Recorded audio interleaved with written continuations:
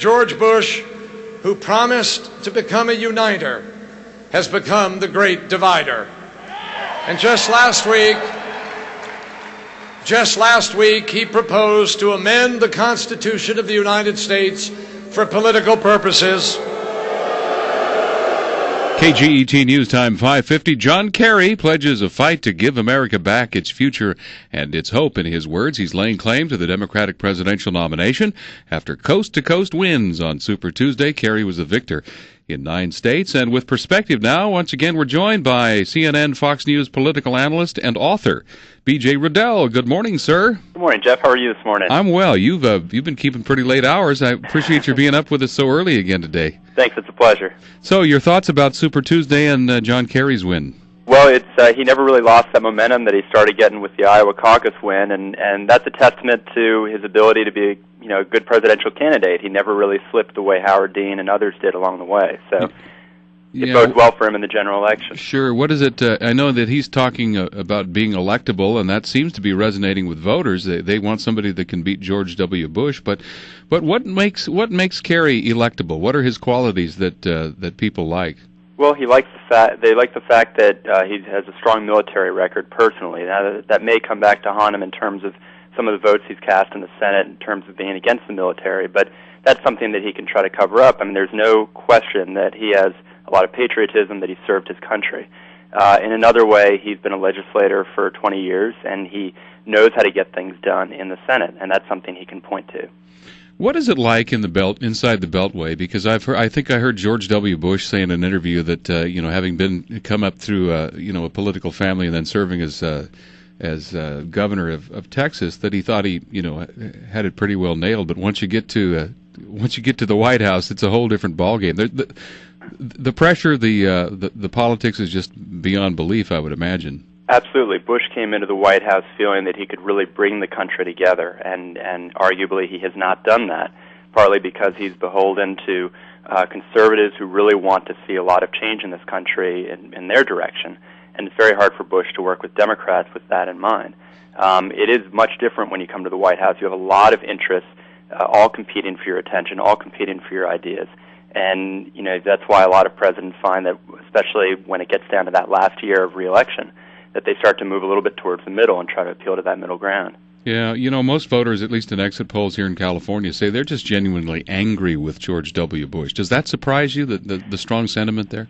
No, it doesn't, and it's really, I think there was a poll that came out recently that said that the president has the highest approval rating among Republicans and lowest among Democrats. In terms of disparity, it's the biggest disparity between the parties of any president, including Clinton. And that really goes to show how polarizing he is as a figure. Either you love him or you hate him. And that's something that John Kerry is going to try to tap into during the next 8 months. Yeah. We're talking with B.J. Rudell, political analyst, works with CNN and the Fox News Channel.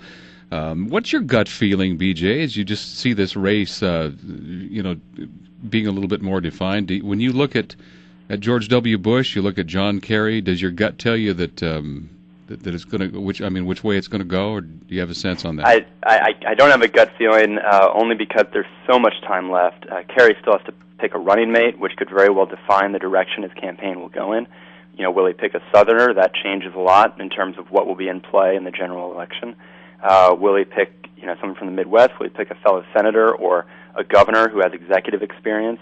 There are a lot of different things that could happen that could allow Kerry to go in any number of directions, and therefore allow Bush to peg that campaign in any number of directions. Yeah. I will say that Kerry is coming out of this with very few scrapes, and that's a danger for a candidate.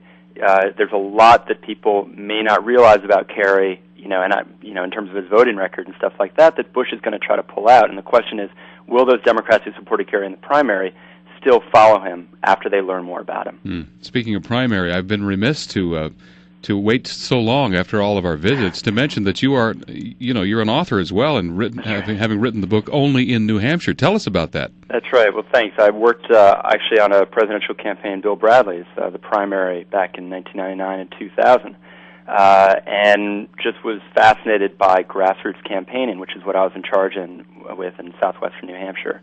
So I wrote a book about grassroots campaigning, the ins and outs of getting down dirty and dealing with individuals, everyday people, not the the Democratic bigwigs, not the people who are the power players, but really the supermarket clerks and lawyers and teachers and homemakers who really can elect a president based on what happens in New Hampshire.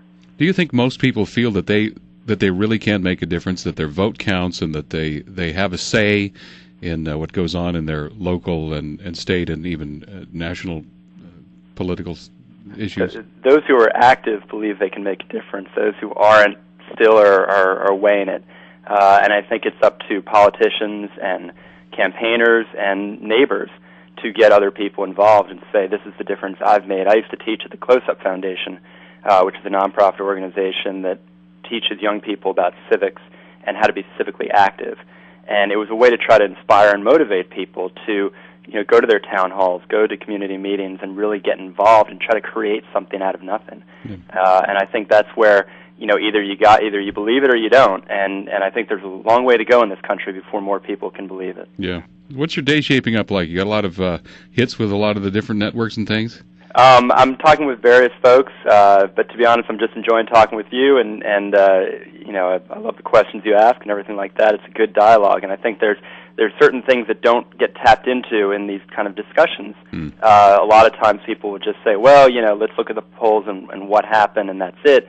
But in terms of the dynamics of what makes people tick, and that's something that I think more people ought to be talking about in this country, is why do people believe certain things, and how do we get them, how do we tap into their energy and their disenfranchisement? Yeah, good point. So one last question, B.J., how do we find out more about the book? Where do we get it? Amazon.com has it. You can just type in Only in New Hampshire under the books, and it should come up.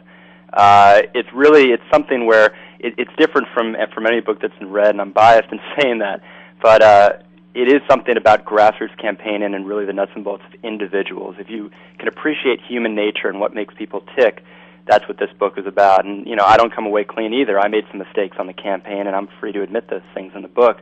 The point is it's a learning experience, and that's the joy of campaigning. Okay, sir. Thank you very, very much for all your insight, and we hope that we can come back to you as November approaches and we get some more insight on the race for the White House. Thank you, Jeff. It would be a pleasure. You bet. Thanks.